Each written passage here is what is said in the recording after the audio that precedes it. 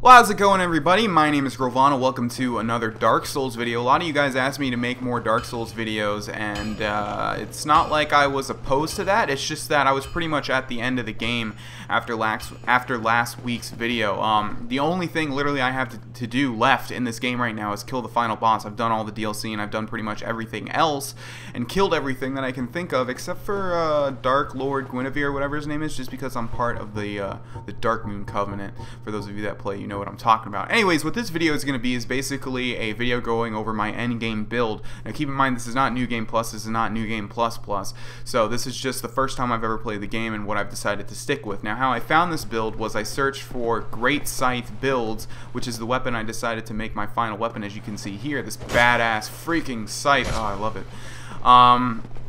And by finding that, I typed like, what is a good dex weapon, because I went with dex rather than strength, which is apparently what most people go with, and I chose the Great Scythe as my main weapon, and then I looked up a Great Scythe build, and this is what I've chosen to stuck with, altering it a little bit. So let's go over this stuff, shall we? So first off, we have the Great Scythe. As you can see, it's plus 14 because I've upgraded it pretty much one before the max. I need a Titanite slab to upgrade it to the last thing, which is plus 15, which does the most damage, but that's okay. What's really cool about Dark Souls is it has different movesets for pretty much every weapon, and there are like a billion weapons. So you have like, like 2 moves when it's one-handed, and then another 2 moves when it's two-handed. So let's go over that stuff really quick. So if I have a shield in my left hand and this weapon in my right hand, if I press R1, it does this downward strike, but you pretty much never use R1. Apparently it's like a really bad thing to do with the Great Scythe. With other stuff it's okay, but with the Great Scythe it doesn't do a lot of damage at all, and you just generally want to do it. Now if I press the right trigger, it does the strong attack, which is sort of just a step forward and a swipe, right? But you can see my guy stagger a little bit. So generally with the Great Scythe, you don't want to have it one-handed. You want to have it two-handed. That's where the real combat ability starts happening. So if we press R1 again, where it's two-handed, he'll sort of do like a diagonal. It's similar to the R1 when it's one-handed, but yeah, I don't really use that ever. The general thing that I use is the R trigger when it's two-handed, and what the guy does is he does a little running motion, and then he swipes sideways, and this generally can hit a lot of things and insta-kill it, and it's really, really, really nice. Now, a lot of weapons have something where you can run and then attack, and it does a different animation. For the Great Scythe, it looks like it's the same thing, and some even have when you roll and then attack. But yeah, for the Great Scythe, it seems to be all the same thing, which is fine. So yeah, I really enjoy this weapon and I like it a lot, and I recommend it if you guys have a dexterity build. Moving on, we have a pyromancy flame in my right hand. Now in Dark Souls, I'm not going to go super in depth, but basically there's 3 types of magic: pyromancy, magic, and miracles. For pyromancy, you need a pyromancy flame. For magic, you need a catalyst. What's it called? I have one. Yeah, you need a catalyst, and for miracles you need a talisman. But basically the only thing I use is the pyromancy because it has a lot of offensive stuff, but so does magic. So as far as my spells goes that I'm using right now, I have Black Flame, which is from the DLC. I have Great Chaos Fireball, which is from Quailag's sister. I have Iron Flesh, which I'm not going to cast because it's super annoying when you don't want to use it, but basically you become super slow but get super high defense. And Poison Mist, where you shoot out a poison mist and poison anybody that steps inside. But that's just the tip of the iceberg as far as magic and Dark Souls goes. I'm not going to go into it, but there are like a billion different spells that you can use, and it's pretty interesting. They all do different stuff. Like you can camouflage yourself into an object and wait for people to walk by and surprise them. It's really cool. But yeah, you guys know me. I generally don't like to use magic a lot, but in this game you pretty much have to keep up with PvP. As far as my shield goes, I have the Grass Crest shield plus 9, almost fully upgraded. Basically, this shield is in a lot of builds because it allows you to regenerate your stamina super fast. So you can see the top left, the green bar is my stamina. I'm going to use it all now, and then when I stop, it regenerates way, way, way faster than if I didn't have the Grass Crest shield. Now let's try it without the shield. So roll, roll, roll, roll, roll, and then well, it's not as slow as I thought, but basically a lot of people have this because it does increase your stamina regeneration by a lot. When you have a highly mobile build like mine here, that's pretty important. What else? So, as far as my consumables go, I have an Estus Flask plus 2 because I've upgraded it with the Firekeeper Souls 2 times, which basically allows it to heal me more. You can also see I have 20 here because I got the Rite of Kindling, which allows me to kindle a flame up to 3 times, increasing the amount of times you can heal, and now I have 20 every time I rest at a bonfire that I've enkindled it 3 times. I also have the orange guidance soapstone here because I like to write messages. In fact, let's write one right now. Maybe those playing can see it. I don't know. That would be really cool. Be wary of... let's think of something funny. Be wary of... come on.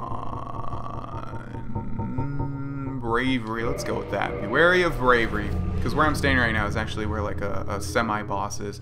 I also have Humanity, which heals you instantly, and it's pretty nice to have. The Blue Eye Orb, which is from the Dark Moon Covenant, which is a PvP covenant allowing you to invade people that have sinned. And the Homeward Bone, which sends you back to the last bonfire you rested at. Don't use bows a lot, but when I do need to use a bow, I use the Black Bow of Ferris. And I have all these arrows here. Generally, I stick with the feather arrows, and I also have some bolts, but that's not cool. As far as my actual build goes, this is the build that was recommended with the Great Scythe build. We have the Crown of Dusk here, which is from the DLC. I believe you have to have the DLC to do this. You actually find this person outside of the DLC, but she's involved with the DLC. But basically, this hat allows you to deal more magic damage, but take more magic damage as well. I have a Wanderer Coat plus 5. That's a starting item set, but I use it just because I heard it's good. And I'm trying... The actual build says to use the Silver Knight armor, but you can see if I use this and then try to roll, it does the fat roll. Well, not... Is that the fat roll? I don't... Yeah, I think it's the fat roll. Because my equipment load is too high. But if I have the Wanderer's Coat, I do this nice fluid cartwheel animation thing. So what I'm trying to do is increase my endurance so I can finally wear this with this build and allow me to do the swift roll as well. Eastern Gauntlets just because it was recommended, and Hollow Soldier Waistcloth just because it was recommended.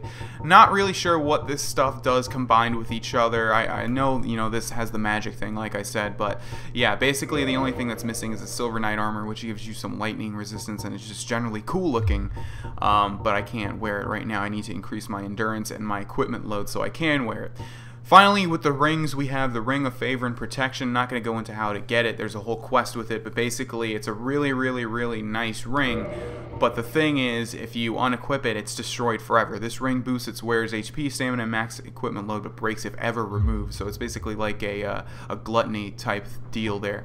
And finally, we have the Dark Wood-Grained Ring, which allows you to do this nice rolling animation, which gives you more invincibility frames, so you're invincible for longer when you roll, because you're invincible when you roll in Dark Souls. For the most, I'm not sure if it's every single 100% time, but for the most part when you roll you are invincible, and so basically this allows you for a nice mobility build with a lot of invincibility frames per second. So you can, like, basically if you take a hit you can roll around as much as you can, turn around on your enemy, and then boom, right? And generally you have it two-handed, so roll like this and then turn around and then slash and you kill them.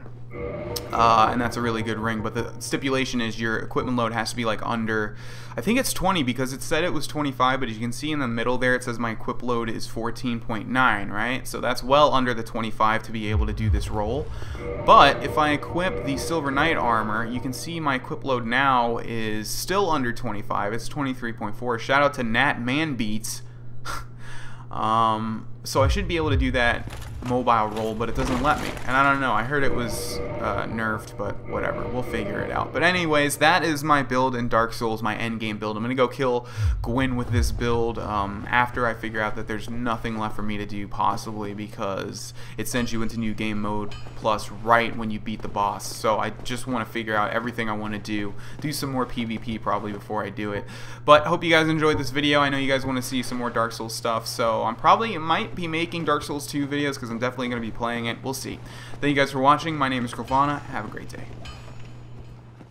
Hey everyone, if you enjoyed that video, help me out by liking it, adding it to your favorites, and sharing it on Facebook and Twitter. If you want to go the extra mile, go ahead and follow my social pages as well as my Twitch channel. The links are in the description below. Finally, if you want to subscribe and or watch another video that's probably going to be related to this one, you can click the big ol' annotations on the screen. Thanks for stopping by and have a great day.